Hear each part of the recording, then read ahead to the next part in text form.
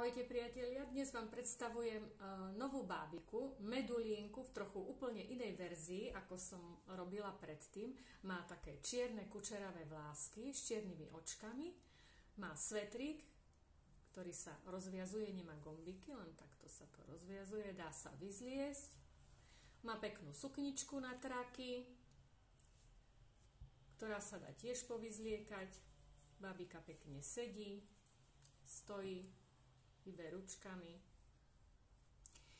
No a mňa by vlastne zaujímalo, či sa vám páči bábika s kučeravými vlásmi, aby som vedela, či mám s tvorbou takýchto kučeriek na svoje bábiky pokračovať alebo nie, pretože je to dosť náročné vytvoriť kučerky pre bábiku. Ja vám ďakujem za vašu pozornosť a píšte mi do komentára. Ďakujem za pozornosť. Ahojte!